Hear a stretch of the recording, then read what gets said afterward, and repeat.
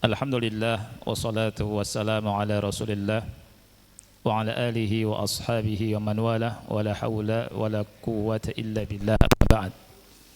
Ikhwas sekalian yang Allah muliakan, kita makharij al-huruf dan kita memasuki yaitu makhraj al-lisan. Kita minta pada Allah Subhanahu wa taala agar Allah memberikan ilmu yang manfaat pada kita semua, dan semoga Allah Subhanahu wa taala memberikan pahala dengan pahala yang besar, dan semoga Allah angkat derajat kita semua. Amin. Makhraj ketiga itu al-lisan. Di buku metode Syafi'i sengaja kita bikin satu halaman full. Maksudnya pas dibuka itu sebelah kiri dan sebelah kanan semuanya mencakup lisan. Ya. Jadi antum buka itu semua tentang lisan. Anda dapatkan dari ikhwah ya, buku bajakan. Kemudian saya lihat itu tidak satu halaman full. Biasa kejahatan mesti ada kekurangannya. Jadi dia di halaman ke berapa gitu? Itu di sana. Nah, baik.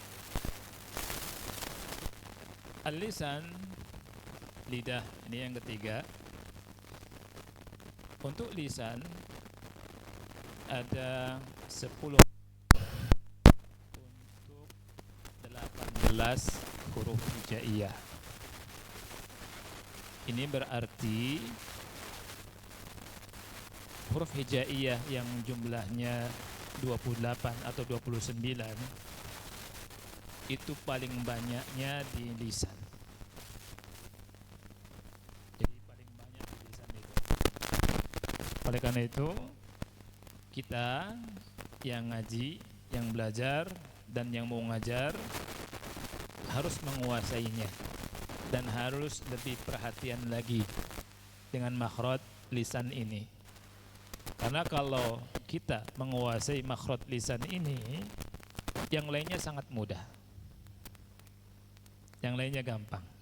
Sekali lagi, di lisan itu ada 10 makhraj untuk 18 huruf hijaiyah. Jadi paling banyak kan? Baik. Lisan kita, ikhwan Allah muliakan, lidah terbagi menjadi 4 bagian. Bagian yang pertama adalah pangkal lidah. Ini namanya dalam bahasa Arab aqsa al-lisan. Ini bagian pertama, pangkal. Bagian kedua adalah pertengahan lidah. Bahasa Arabnya namanya wasatul lisan. Bagian yang ketiga itu tepi lidah. Hafatul lisan. Hafatul lisan. Tepi lidah. Bagian yang keempat ini namanya torful lisan, ujung lidah. Ya, kita petakan seperti ini dulu karena untuk mudah. Jadi lidah terbagi berapa, ikhwan? 4. Ya, saya lupa minta papan tulis, cuma ya nggak apa-apa ya, dibayangkan saja ya. Nah, jadi lidah kita terbagi 4. Jadi supaya memudahkan. Ada pangkal, ada tengah, ada tepi, ada ujung. Sekali lagi, lidah terbagi berapa? 4. Ada pangkal, ada tengah, ada tepi, ada ujung. Saya suka ngulang-ulang karena pelajaran ini agak berat. Plus ditambah ba'da makan. Plus siang. Ya kan? Baterai kita tidak 100. Sudah berapa watt itu sekarang? ada 60 lagi ya. Jadi kalau tapi ini perjuangan talabul ilmi. Jadi talabul ilmi itu kita harus perhatian. Nah, mudah-mudahan perjuangan kita dalam belajar, mengajar, dan menyebarkan ilmu diberi ganjaran yang besar oleh Allah. Amin. Sekali lagi, lidah terbagi berapa? 4. Aqsal lisan, pangkal lidah. Wasatul lisan, tengah lidah. Hafatul lisan, tepi lidah. Tarful lisan, ujung lidah. Baik. Di halaman ke 20, di halaman 20 antum bisa lihat untuk A dan B, untuk A dan B ini yang terkait dengan pangkal lidah. Untuk A dan B terkait dengan pangkal lidah. Di pangkal lidah ada 2 makhraj. Sekali lagi ada 2 makhraj. Satu makhrajnya 1 huruf, yakni huruf qaf 1, dan yang kedua huruf kaf. Qaf dan kaf ini dipangkal semuanya. Taib. Apa bedanya antara qaf dan kaf? Dua-duanya sama dipangkal, aqsal lisan. Bedanya secara singkat, qaf itu di pangkal lidah, posisinya nempel di langit-langit atas bagian yang lunak. Ko, fi, ku, ak. Ini makhraj qaf. Adapun kaf, pangkal lidah juga, tapi di bagian yang lunak dan keras. Ini kaf. Itu bedanya seperti itu. Jadi qaf sama kaf sama-sama dipangkal. Hanya saja memposisikan kita yang dipangkal. Untuk qaf di langit-langit bagian yang lunak. Kalau kaf, langit-langit yang lunak dan keras. Ka, ka, ka, ki, ku, ak. Ini untuk kaf. Jadi menyentuh di bagian yang keras. Tapi untuk qaf dan kaf sama tempatnya di mana? Pangkal. Aqsa. Masjid Aqsa, ingat ya. Kalau orang kadang aqsal lisan. Baik. Ini makhraj pertama dan yang kedua. Qaf sama kaf. Baik. Untuk membedakannya nanti belajar sifat. Mungkin kalau enggak keburu sekarang, kita besok sifat. Nah, untuk qaf pangkal lidah posisinya di langit-langit bagian lunak. Untuk kaf sama pangkal lidah, posisinya bagian yang lunak dan yang keras. Ya. Taib. Berikutnya untuk C. Jadi ketika antum ngaji, jadi antum tahu oh qaf di sini, kaf di sini. Ya. Yang C ini untuk pertengahan lidah. Pertengahan lidah. Di tengah lidah. Dari tengah lidah ini keluar 3 huruf. Dari tengah lidah ini keluar 3 huruf. Huruf apa saja? Jim, shin, dan ya. Ingat-ingat nih, berarti shin ada di sini. Ya. Bagian tengah pada posisi langit-langit bagian atas. Ini shin. Bukan sin. Tadi ya, antara sin sama shin. Kalau shin, orang bilang syukran, artinya terima kasih. Kalau syukran, mabok. Ya. Nah, beda. Nah, kita udah tahu nih. Shin di tengah lidah. Ya. Jim, lihat mengucapkannya ja. Ji, ju, aj. Ja. Ji, ju, aj. Di tengah lidah ya. Dan tidak terlalu seperti gini. Ja, bukan begitu. Ada yang ja, ji, ju, aj, bukan gitu. Saat ada beceknya dikit, nggak masalah. Ya, itu hamas Ustaz, bukan hamas. Karena dia memang nyentuh tengah. Ja, ji, ju, aj. Ja, ji, ju, aj. Nah, itu untuk jim, jadi pertengahan lidah. Ya, lidah bagian tengah ya. Kemudian shin. Sha, shi, shu, ash. Kemudian ya, yu, ai. Nah, ini pertengahan lidah. Kemudian berikutnya ikhwan, untuk D dan E ini dimasukkan ke tepi lidah. Untuk D dan E ini terkait dengan tepi lidah.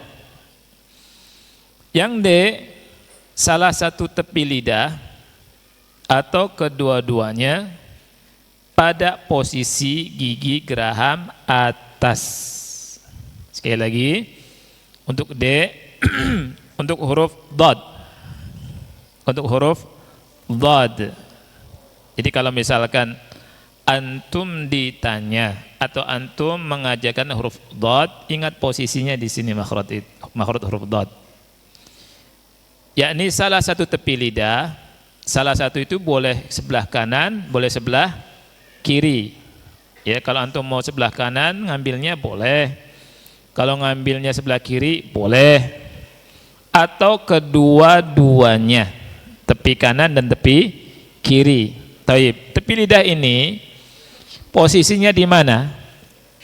Lihat, posisinya di gigi geraham atas. Posisinya di gigi geraham atas. Ini keluar huruf apa? Dhad. Taib. Huruf dhad ini, ikhwan yang Allah muliakan, adalah sebuah huruf yang tidak dimiliki oleh bahasa apapun dan siapapun. Hanya ada pada bahasa Arab. Huruf dhad ini. Saya pernah waktu i'dad lugawi di Libya punya guru namanya Dr. Arif Hijazi. Beliau ngajar aswat. Beliau bilang gini, sautul dhad sautun la yujadu illa fil lughatil arabiyyah. Jadi suara dari huruf dhad itu tidak ada kecuali pada bahasa Arab. Makanya bahasa Arab itu simbolnya itu huruf dhad.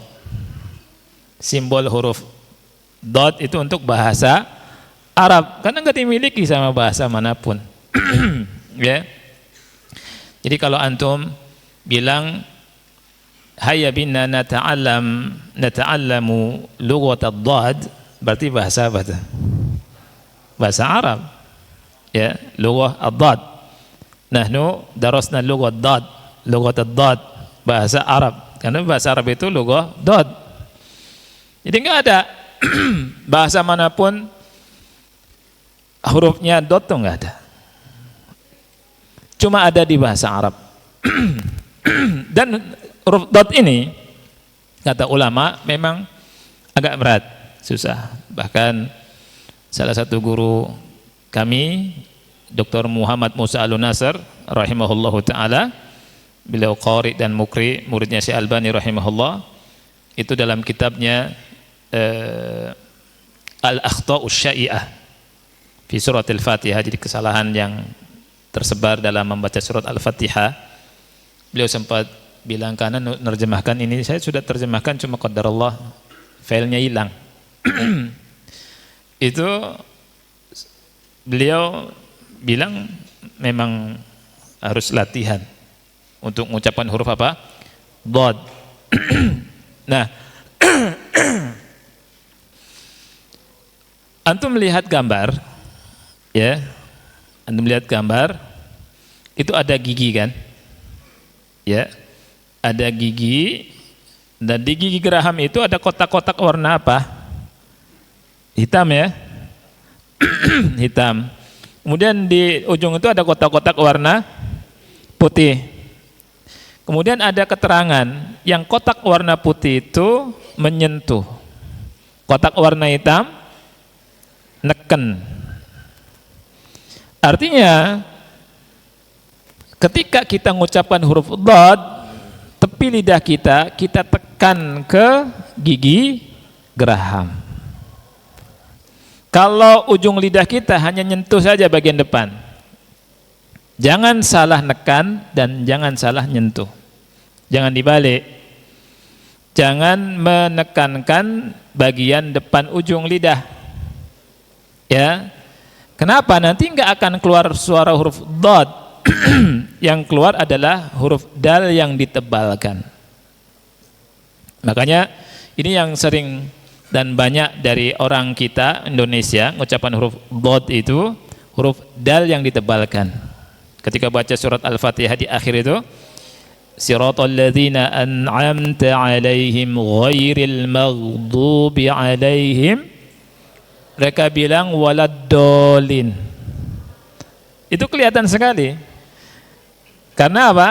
Karena bagian ujung lidah ditekan kemana? Ke depan.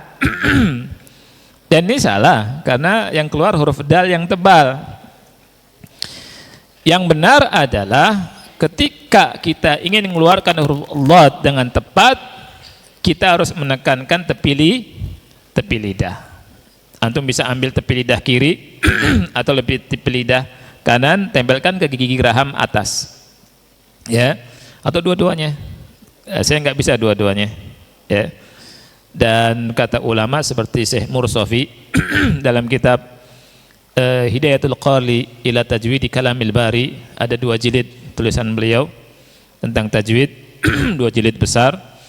Itu ketika bicara tentang huruf dhad ini ketika seseorang ketika menggunakan tepi lidah bagian kiri ditempelkan gigi geraham atas, ini banyak orang yang menggunakannya. Lebih kurang dari itu, tepi lidah bagian kanan nempel di gigi geraham kanan atas. Lebih sedikit lagi yang menggunakan dua-duanya. Dan beliau sempat di bukunya berkata, yang paling fasih mengucapkan huruf dhad yang bisa seperti itu adalah Rasulullah SAW dan Umar bin Khattab. Tapi wallahu a'lam. Ini kata beliau, ya. Nah, jadi huruf dhad ini adalah salah satu tepi lidah tempatnya, ya, atau kedua-duanya pada posisi gigi geraham atas. Dan suara huruf dhad ini atau huruf dhad ini tidak dimiliki kecuali oleh bahasa Arab. Bahasa Indonesia dari Sabang sampai Merauke nggak ada yang mengucapkan huruf dhad dalam ucapan keseharian kita. Ya, ada tidak huruf dhad dalam? Nggak ada kan? Nah, nggak ada. Coba antum cari. Nggak ada. Ya, dodol pakai dal. Dodol Garut. Dodol, ya kan? Nggak ada yang bilang dodol. Ya, antum bilang ke orang Garut, Mas meser dodol. Enggak ada, ya. Nah, ini huruf dhad, do, dhi, du, al, ya, do, dhi, du, al.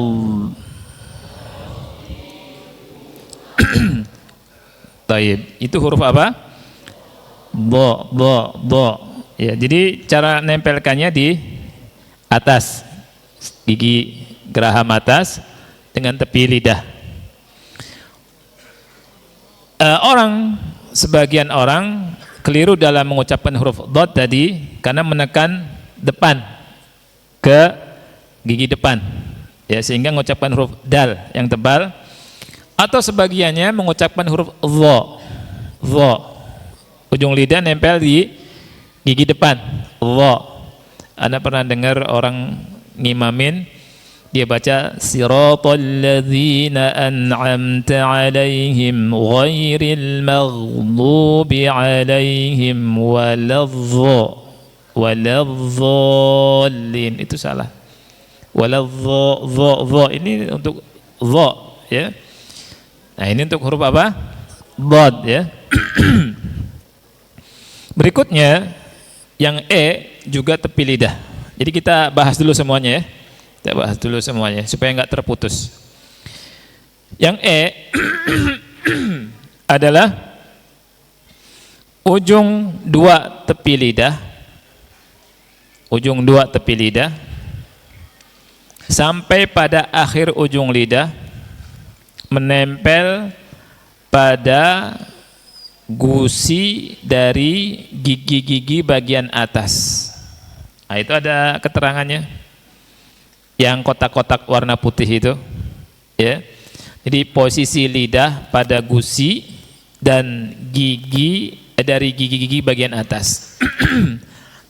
Posisi lidah kita ketika mengucapkan huruf lam itu berhadapan dengan dua gigi geraham pertama, dua gigi taring, dua gigi seri samping, dan dua gigi seri. Ya. Coba kita letakkan lam di situ. Coba letakkan. Sudah. La, li, lu, al, la, li, lu, al, la, li, lu, al. Itu dia, ya. Jadi itu untuk makhraj huruf apa? Lam. Nah, jadi di halaman ke-20 ini antum sudah membahas 3 bagian dari lisan. Dan lisan ada berapa bagian?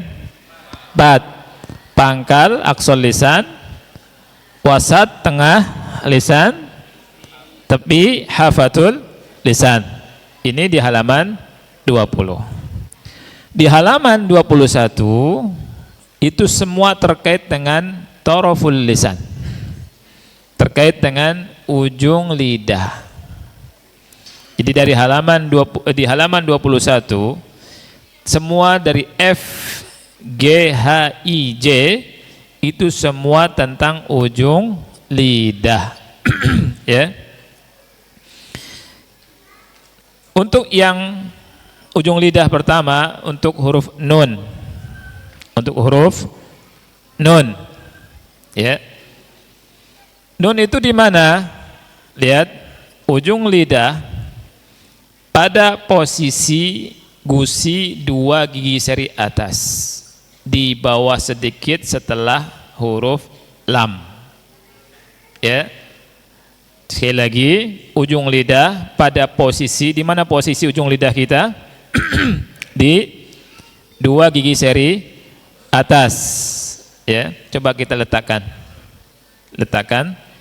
Na, ni, nu, an, na, ni, nu, an, na, ni, nu, an. Itu di situ, ya. Coba tempelkan lagi. Na, ni, nu, an, na, ni, nu, an. Taib. Nah, nun ini sebenarnya, ikhwan, antum kasih catatan boleh, memiliki 2 makhraj. Makhraj pertama di sini, yakni ujung lidah posisinya di gusi 2 gigi seri, plus di khayshum, di pangkal hidung, ya. Sekali lagi, nun itu punya dua makhraj. Yang pertama ujung lidah pada posisi gusi dua gigi seri atas di bawah lam plus di khayshum. Ketika berbicara tentang khayshum itu terkait dengan gunnah. Oleh karena itu nun ini memiliki sifat namanya sifat gunnah dalam keadaan apapun. Baik itu fathah, kasroh atau dhamma atau sukun. Baik itu idhar, ikhfa atau idgham. Itu semuanya berguna. Makanya ketika berbicara tentang huruf idhar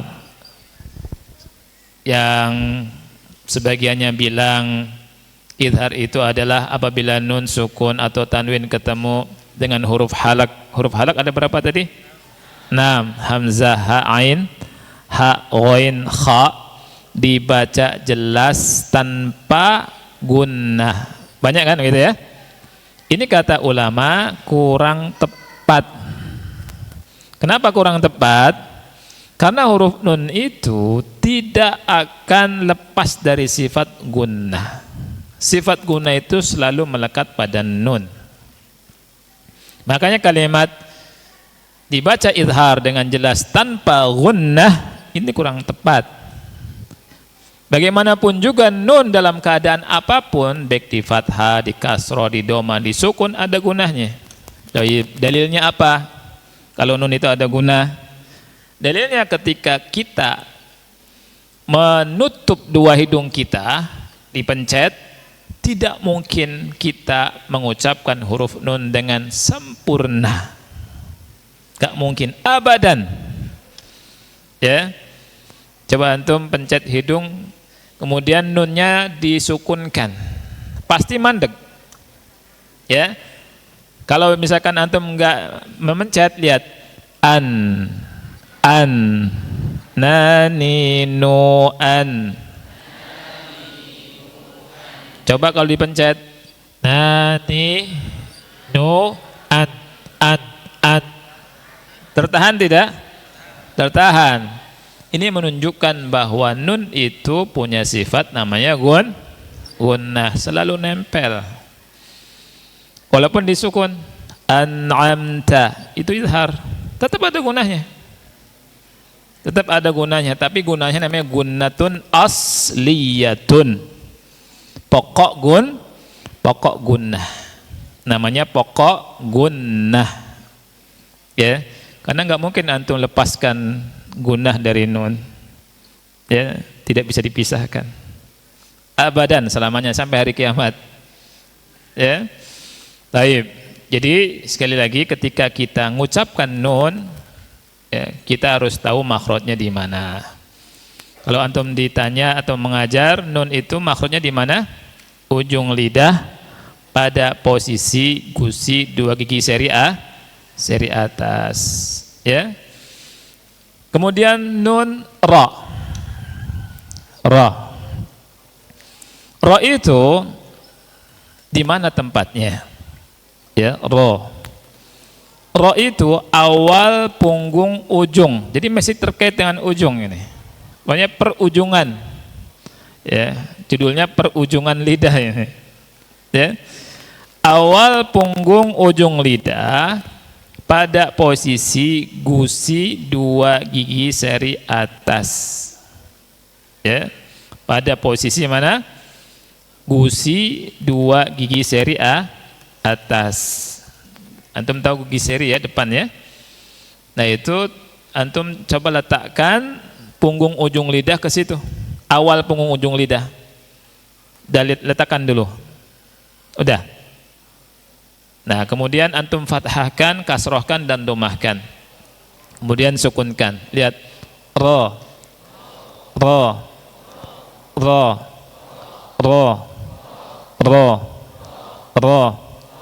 Ri. Ru. Ar. Itu untuk ro. Domah sama fathah tebal. Kalau ro kasroh tipis, itu dari sisi sifat, tapi makhrajnya sama, di situ tempatnya. Ya, ro tebal, ro tipis, tetap di situ tempatnya. Dia makhrajnya di situ. Ya. Nah, gimana ada yang mengucapkan ra? Ra. Di sini pakai ra enggak? Hah? Pakai ra. Assalamualaikum warahmatullahi gitu. Hah? Warahmatullahi ya. Ya, saya punya keluarga di Sumatera juga ngomongnya gitu, ra. Ya, assalamualaikum warahmatullahi. Baik. Betul tidak? Dari sisi makhraj betul. Tapi dari sisi sifat tidak betul. Ya. Cuma kalau misalkan susah orang, ya sudah. La yukallifullahu nafsan illa wus'aha. Karena kita belajar makhraj itu, ikhwan. Saya punya guru, kalau kita ngajarkan ke santri atau ke murid kita, sudah maksimal kita ngajarkan, kemudian santri kita betul, ya, dari sisi makhrajnya, sifatnya nggak betul, diusaha tetap aja, ya sudah, kita maklumi, karena minimalnya ada kalimat ra-nya. Ini masuk ke adnal matlub. Tahu adnal matlub? Adna itu yang paling dasar dari tuntutan untuk mengucapkan. Jadi ada adnal matlub, ya sudah kalau sudah seperti itu. Karena setiap kita juga memiliki kelebihan dan kelemahan ketika mengucapkan huruf hijaiyah. Ya. Taib. Ini untuk huruf apa? Ra. Berikutnya untuk sebentar, di gambar itu ada ro tebal dan ro tebal, pangkal lidahnya naik ke atas. Ro tipis, pangkal lidahnya tidak naik, dia turun di gambar. Berikutnya untuk makhraj to, dal dan ta. To, dal dan ta. Nah, di sini sebagian dari kita atau sebagian dari orang jatuh pada kekeliruan. Untuk to, dal dan ta, ya, itu makhrajnya adalah tarful lisan atau zahru tarfil lisan ma'a usulis sanayal ulia. Itu makhraj to, dal dan ta. Saya punya guru dulu namanya Syekh Hasan dari Riyadh, itu yang betul-betul beliau memperhatikan masalah ini karena dijumpai banyak kesalahan. Sebagian orang mengatakan to, dal dan ta itu ujung lidah nempel di ujung gigi seri. Ini kurang tepat. Ada yang mengatakan ujung lidah di gigi seri. Di gusi gigi seri. Di gusi. Ya. Yang tepat yang namanya pangkal itu, ya, giginya nempel, antum lidahnya nempel di gigi, nempel juga di gusi. Ya. Jadi punggung lidah antum, ujung punggung lidah, ya, nempelkan di gigi plus gusi. Sekali lagi, nempelkan di gigi seri atas bagian dalam, ya, plus gusi. Bukan di gusi saja, bukan juga di gigi saja. Coba sekarang nempelkan di situ. Sudah nempel belum? Sudah belum? Yang mesin jawab berarti belum. Yang enggak jawab berarti iya, sudah nempelin. Karena susah kan? Baik. Kita mengucapkan huruf to. Ya. Yang penting kita letakkan benar dulu. Kita letakkan lidah kita benar dulu. Ya. Supaya kita belajar itu enggak yang penting ikut saya gitu. Kan dulu zaman ngaji sebagian orang itu udah ikut aja, kualat kalau enggak ikut. Ya gimana letakkannya di mana? Kan itu. Taib. Lihat. Tempelkan dulu. Kemudian kita ngucapkan to. To. To. to, po, pi, pu, apo, po, pi, pu, apo. Minasyaitani, po, pi, tu. Itu untuk to. Dan ingat, bukan hamas. Jangan sampai ada hamasnya. Jangan to. Jangan to. Itu hamas ya. To bukan hamas. Po, po, po, po, po. Taib. Kemudian dal. Dal Arab ya. Di mana posisinya? Dal posisinya sama dengan ini. Karena to, dal, tak sama. Dal itu bukan D. Bukan apa? Huruf D. Karena huruf D kita itu kalau diraba-raba itu ujung lidah nempel di mana? Di gusi atau langit-langit. Ya, dada. Coba antum bilang dada di mana? Di mana nempelnya ujung lidah? Langit-langit kan? Dada, didi, dodo, dodol, depag, ya, delapan. Di mana ujung lidah kita? Di gusi atau di langit-langit. Kalau mengucapkan dal, itu antum julurkan lidah antum di tempat yang anda sebutkan di sini, yang disebutkan sama ulama maksud saya. Ya, coba nempelkan lagi, mengucapkan dal, da, di, du, ad, da, di, du, ad, da, di, du, ad. Iya, kayak ada cadelnya kan? Da, di, du, da, di, du. Ah itu, bukan da, di, du, bukan. Iya, betul. Ah itu ya, itu dal, ya, dal, da, di, du, ad, da, di, du, ad. Taib. Sekarang yang ta. Ta sama makhotnya di situ. Punggung ujung lidah nempel di pangkal gigi seri atas. Ya. Sebagian orang di Indonesia di sebagian tempat itu mengucapkan taknya ujung lidah di langit-langit atau di gusi. Ini akan keluar kayak orang kuat ya, jadi tidak ya, ngomong tetapi ada nggak yang ngomong begitu?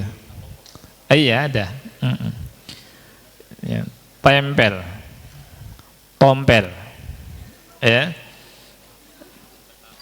tetap, iya.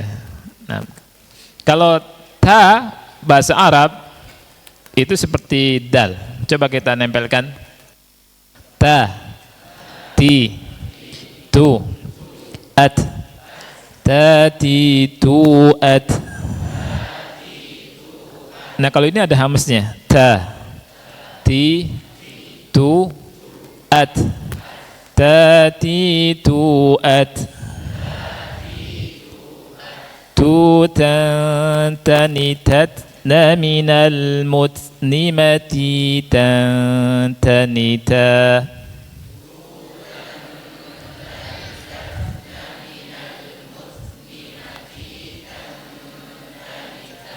Itu tipis ya. Taib. Jadi huruf to, dal dan ta satu makhraj. Dia satu makhraj. To, dal, ta satu makhraj. Cuma to, dal, ta ini punya sifat yang berbeda. Punya sifat yang berbeda. Berikutnya untuk i ya. Itu ujung lidah pada posisi dua gigi seri bawah. Sampai sini selesai sebenarnya. ujung lidah pada posisi dua gigi seri bawah. Lalu suara keluar melalui celah di antara dua gigi seri atas dan bawah. Itu untuk huruf Shad, Zai, dan Sin. Shad, Zai, dan Sin. Dan huruf-huruf ini juga terutama yang Shad dan Zai, untuk sebagian kaum kita agak susah mengucapkan. Ya, coba antum posisikan ujung lidah di posisi dua gigi seri bawah. Kita ucapkan shad dulu. Dan shad ini pangkal lidahnya naik ke atas.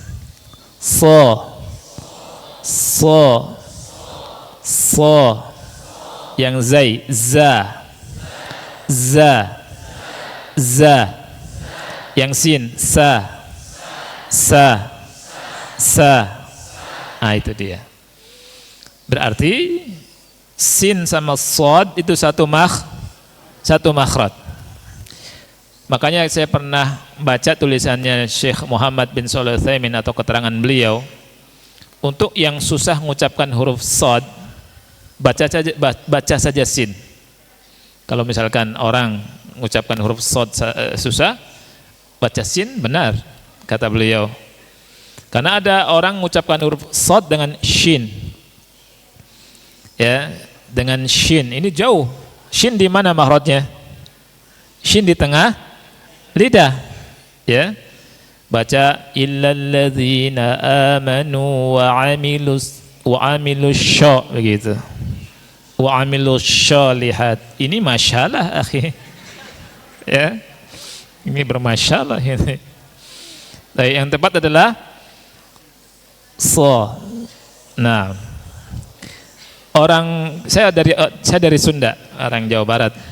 Itu saudara-saudara saya atau sebagian kawan kalau ngomong zai itu ja. Ya. Jadi kalau nyebut Ustadz Yazid rahimahullah, Ustadz Yazid. Ustadz mau main ke rumah Ustadz Yazid. Aha, ya. Makanya kalau antum di terminal-terminal kita di Jawa Barat itu nggak ada mizon, adanya mijon. Meser mijon.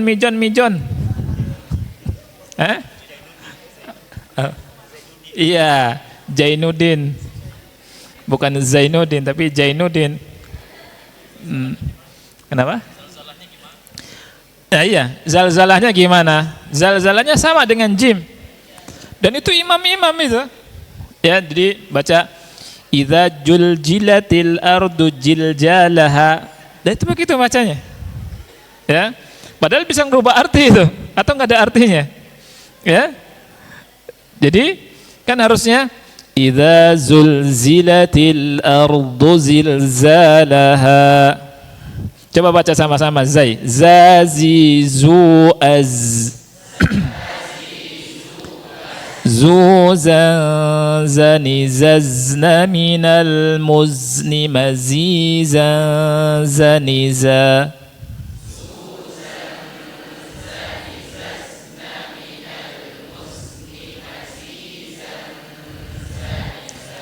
Idza zulzilatil ardu zilzalaha.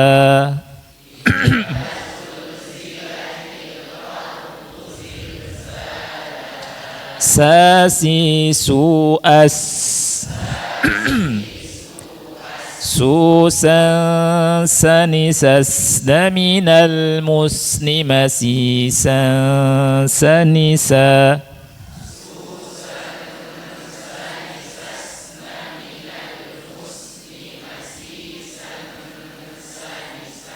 Baik, sekarang yang jim, ya yang J, yang terakhir dari makhraj lidah.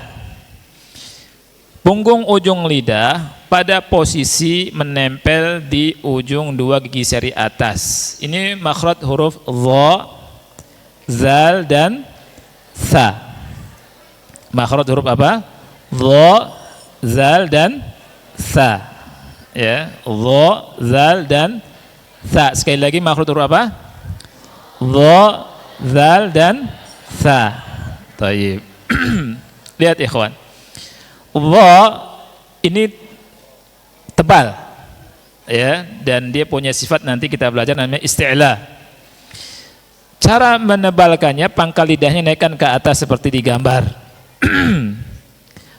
Sama dengan cara mengucapkan zal, tapi pangkal lidahnya tidak naik ke atas.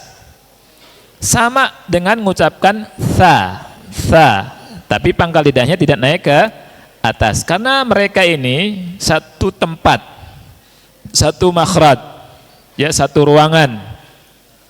Ketika mengucapkan dha tebal. Dha dhi dhu adh. Dha dhi dhu adh. Baik, di mana tadi nempelnya? Di ujung ya. Yang zal, dha dhi dhu adh. Dha dhi dhu adh. Ustaz. Ustaz. Bukan ustaz. Ustaz apa ustaz? Nanti kalau sudah belajar huruf dzal jangan mengucapkan ustaz lagi. Ya. Ada ustaz Abu Ya'la. Saya bilang ustaz, seustaz tali. Ya, seutas tali ya. Baik.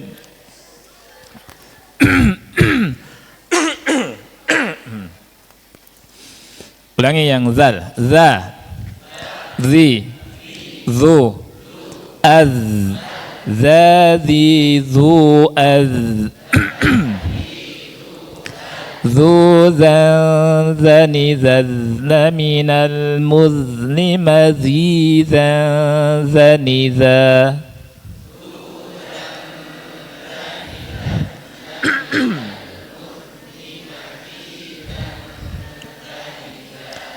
طيب أستاذ جاء الأستاذ جاء الأستاذ من المدرسة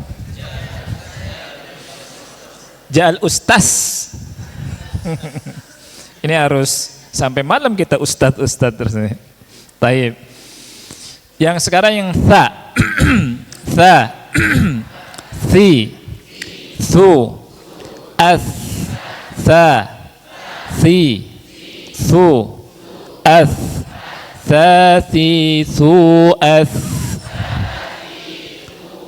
ثوثا ثنثثن من المثن مثيثا ثنثا.